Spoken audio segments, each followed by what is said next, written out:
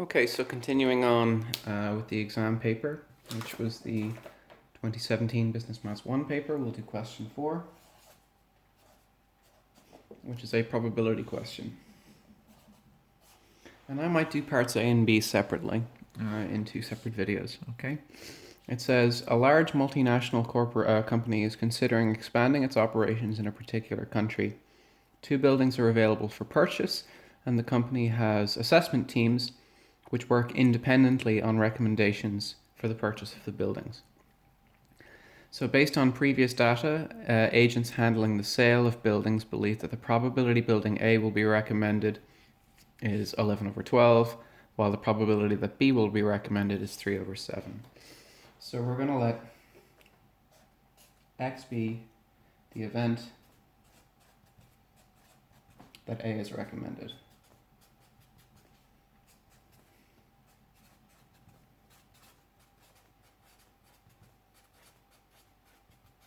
We're going to let Y be the event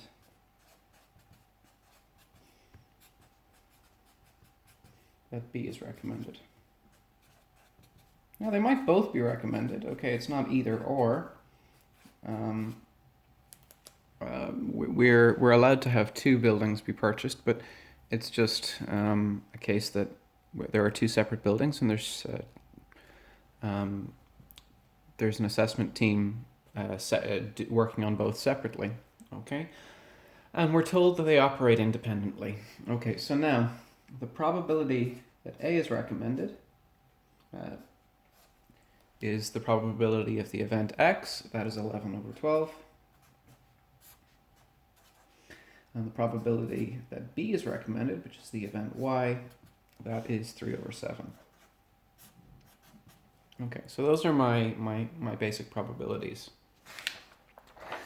And now we want to find the probability that both buildings are recommended for purchase.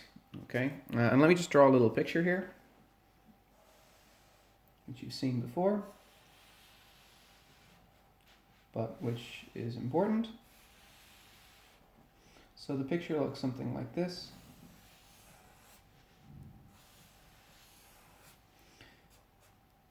Sorry, this is X. Actually, let me draw another page actually. Do it properly.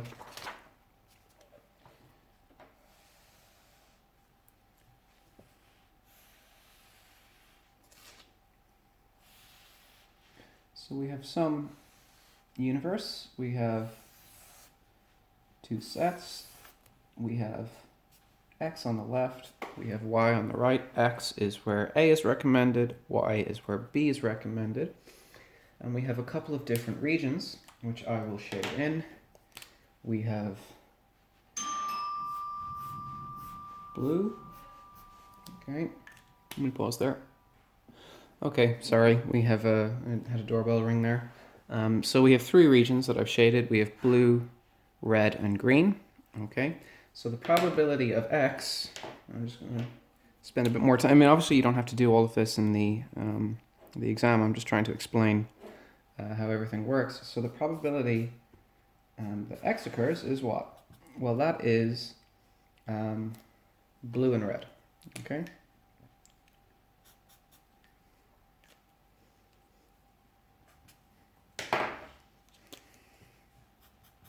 Okay, the probability that Y occurs is what? What's that region? Okay, that's the red area plus the green area. Okay. Okay. Okay, so X is the set where I have green and red. Y is the set where I have red and green. Okay, and the first thing I want is the probability of both. Okay. What is the probability of X and Y? Okay, what is the probability of X and Y? And the probability of X and Y means that I must be in the circle for X and in the circle for Y at the same time. Okay, which means the probability that X and Y happen at the same time is given by in this case, the red area. Okay, now how do I get that? Okay, how do I get that? Well, I'm told that things are working independently, which means that I have something called the AND rule in effect. Okay, and this is only for independent events. And for independent events,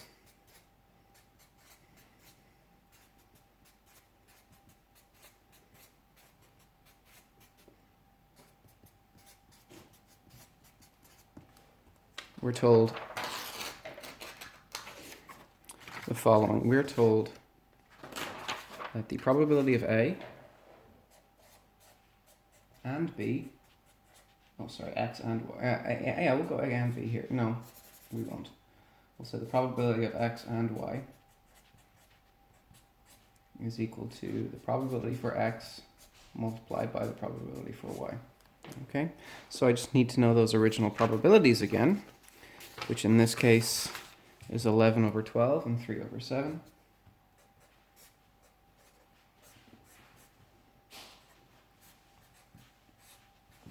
Which you can put into a calculator. Okay, 11 over 12, multiply that by 3 over 7. You get an answer which is 11 over 28. Okay, so that's my first one. Okay, it uses the first rule, the AND rule. Okay. The next thing I want is the situation where I have neither. Okay. What's the situation for neither? Okay. Well, the situation for neither is that I would be in the white area, the area outside. Okay. And what is neither? Okay.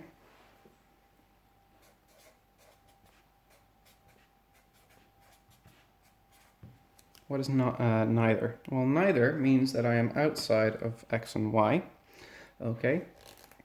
Which means that I have absolutely none of them, okay? Which means, and actually the order here is a little bit funny because it would be quite easy for me here to work out what these are in total, okay? In some of the other directions. So neither. Okay, well, in a moment. We'll do that after.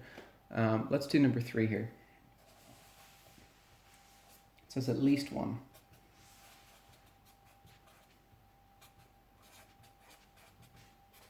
Okay, which means that X or Y is being selected. And we want the probability of that, which means I can be in X, the circle for the left, the circle on the right, or I can be in the middle.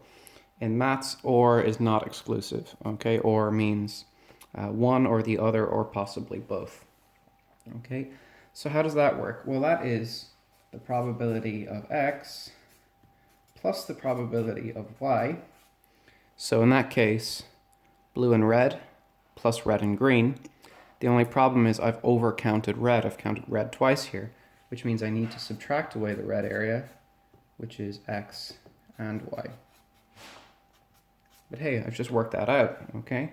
So this is going to be 11 over 12 plus 3 over 7, okay? And now I need to subtract away 11 over 28, which means I can put that into my calculator again. 11 over 12 plus 3 over 7, take away 11 over 28. This is one or other, okay, and that's 20 out of 21. Okay, so now, what is picking neither in that case? Well, what happens if neither is recommended? Well, that means that you're outside, that you're in the white area, the area I've left out, okay? Okay, so this is back to number 2 here.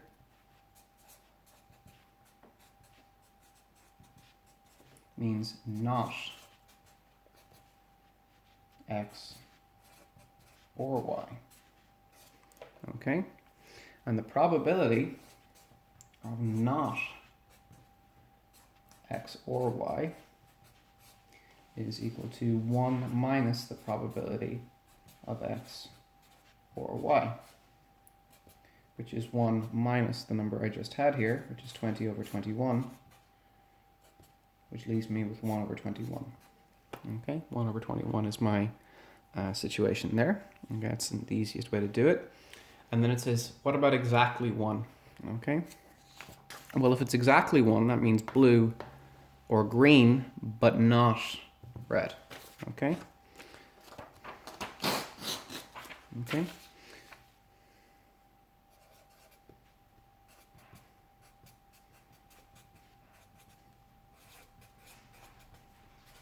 What about exactly 1? Okay. Well, if it's exactly 1, that means blue or green, but not red. Okay. Now, I already worked out X or Y, which was blue, red, or green. So all I need to do is take away red, which is the area I just worked out here. Okay. So that's this 11 over 28 again. Okay. So exactly 1 is the probability of X and Y. It's the probability of X or Y, which I've worked out, minus the probability of X and Y. Okay, so I'm eliminating the possibility of both. Okay, the probability of X or Y is something I've already done. That was 20 over 21. And now I need to subtract away the probability of both, which was 11 over 28.